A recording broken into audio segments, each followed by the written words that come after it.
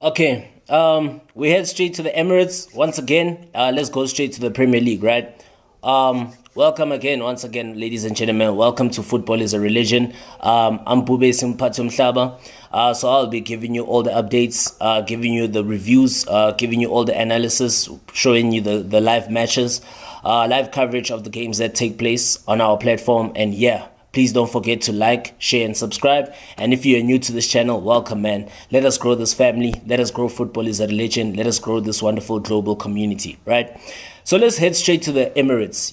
Premier League. Now we into the Premier League, right?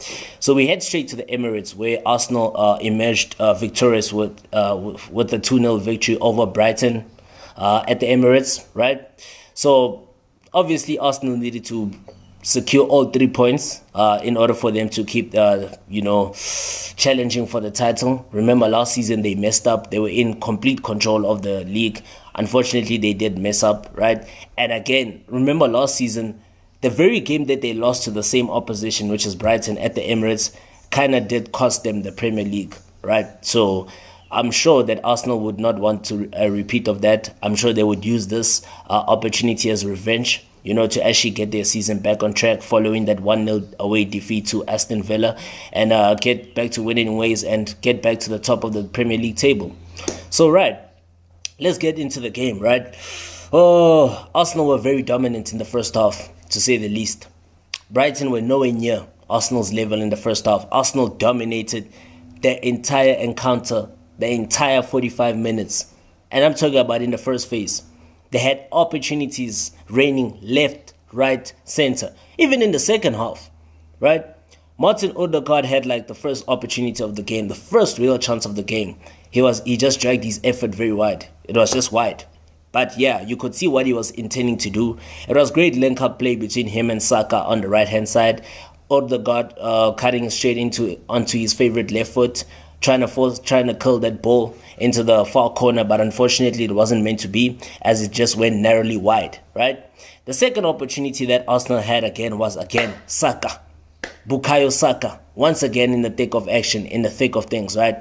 Setting up Gabriel Martinelli. But I think that was a wonderful opportunity for the Brazilian once again. Yes, it was also great defending from Brighton because they had numbers in front of him. But I think with Martinelli, yes, he blazed his effort over the bar, but he could have at least hit the ball on target, because maybe it was a matter of him. He didn't get his body straight. His body was not really,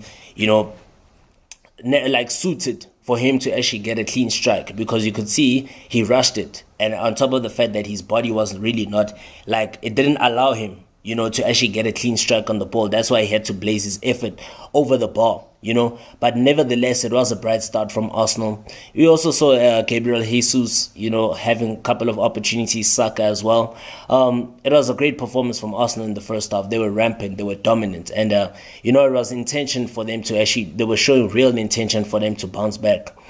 But then eventually they were not to be denied for a long time. In the second half, in the 54th minute, Gabriel Jesus, he was left unmarked at the last post, on the far post from a great corner kick by Bukayo Saka once again. Poor defending once again from Brighton, leaving Gabriel Jesus unmarked at the far post, hitting the ball into the back of the net to give the Gunners a 1-0 lead in the 54th minute.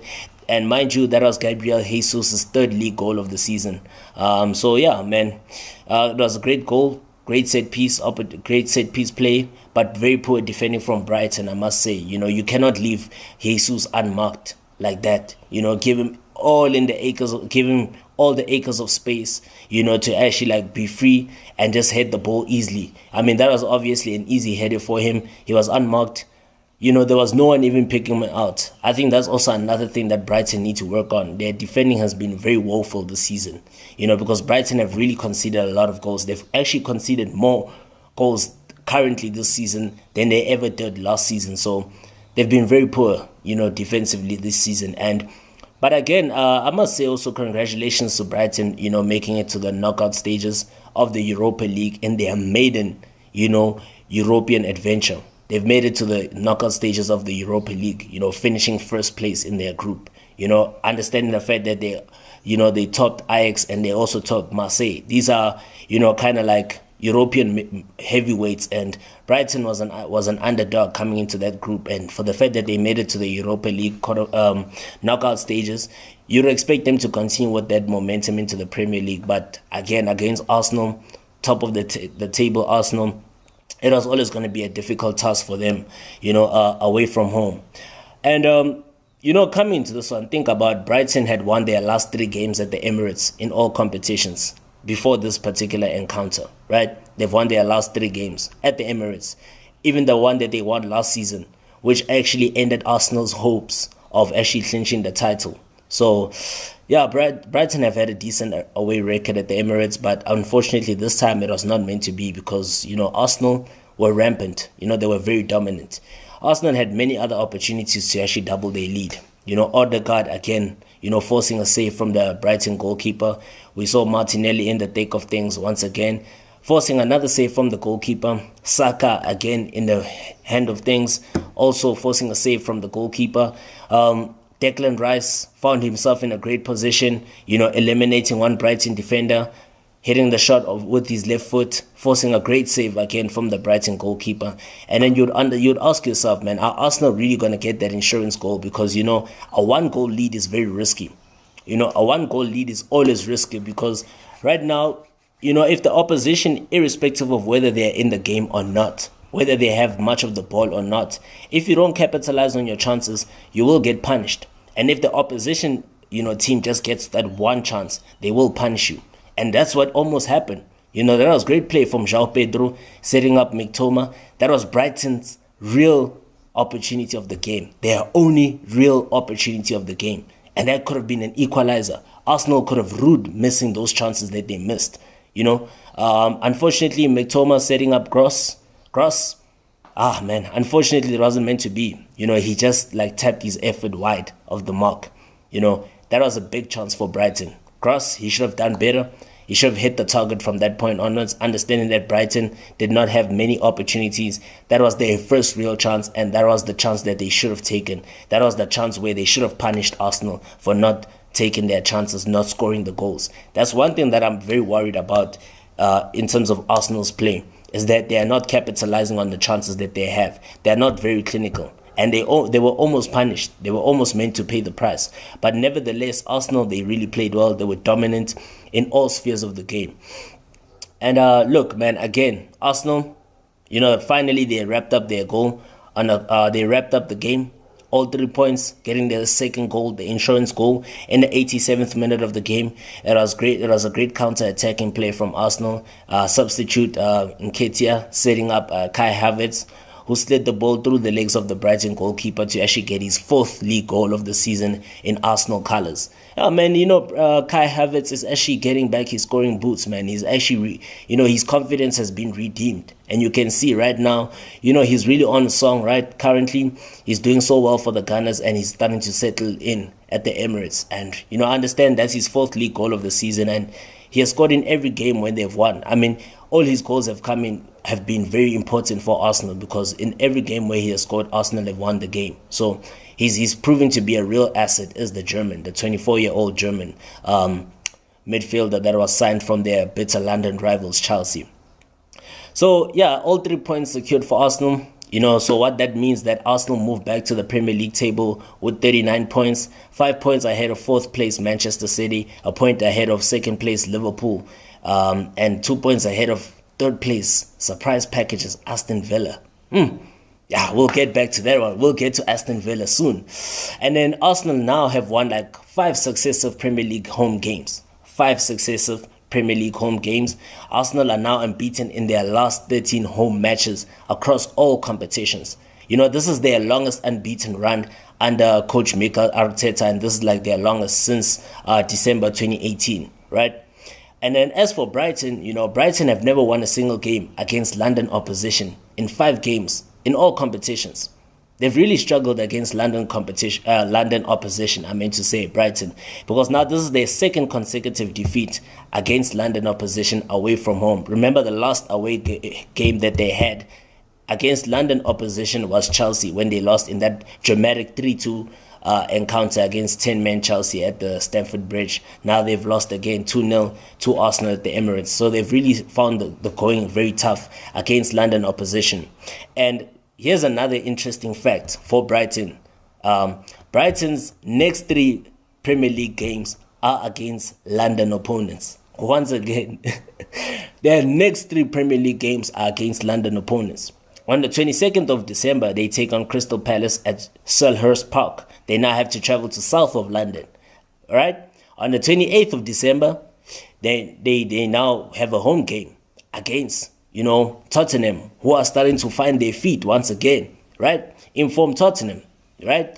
And then on the 2nd of January, they play away. They have to travel straight to the London Stadium to take on the Hammers, West Ham United. So their next 3 Premier League games are going to be very daunting against London opposition.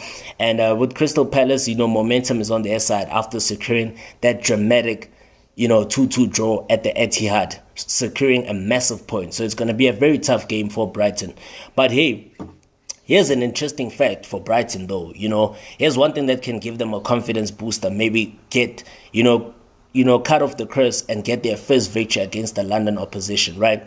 What they could actually do is that now, what they can take into consideration is the momentum of the fact that they are unbeaten against Crystal Palace in 4 league games, right? So the last time that Brighton ever lost to Crystal Palace was on the 22nd of February in 2021. It was a 2-1 home defeat to Crystal Palace. So they are unbeaten in their last 4 games against Palace in the league. So that could actually give them a booster going into the game at Selhurst Park, south of London, against Crystal Palace on the 22nd of December. But you can never underestimate Palace, right? Palace have really surprised us several times. Remember, they won away against Manchester United and then they drew away to Manchester City. So Palace have shown that they can compete regardless of the fact that they languish in 15th position in the league.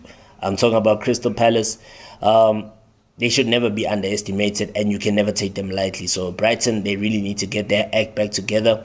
Congratulations once again to Arsenal. And I think from my own perspective, I'll give the man of the match to Declan Rice. Declan Rice, indeed, in my opinion, is the man of the match. I'm sure he was the man of the match because if you look at Declan Rice, man, Declan Rice has been phenomenal. He has been outstanding this season, even in this game against Brighton. The pace, that he's got in that midfield, the way he's able to bust that midfield, the way he's able to create space for his teammates, the way he's able to gel, create that interchanging play between, defense and attack, the way he's always in control of that midfield and he's got that creative spark. This season he has been outstanding. He has been consistent. He has been in charge, dominant, in charge of that midfield. What a massive signing for Arsenal. And he seems to not deliver any poor performance for Mikel Arteta's side. He's a great asset for this Arsenal team. In my opinion, man of the match, Declan Rice. You understand? And congratulations to Arsenal once again, man. That was a massive 3 points for them. They've showed maturity. They really did show maturity and they did show quality in this game. It was just a matter of class. As for Brighton, it's very rare for Brighton to play like this. If you think about their performance last season, it's very rare for them to be outplayed like in this manner. It's very rare. Seeing them being outplayed like this it's a surprise to me because if you look at how they performed last season, you would never see Brighton as a pushover. It's like you would never, ever, ever view them as a pushover. But in today's game, they were literally pushed over by Arsenal. And I think that's one thing Brighton needs to work on. Get their game back on track.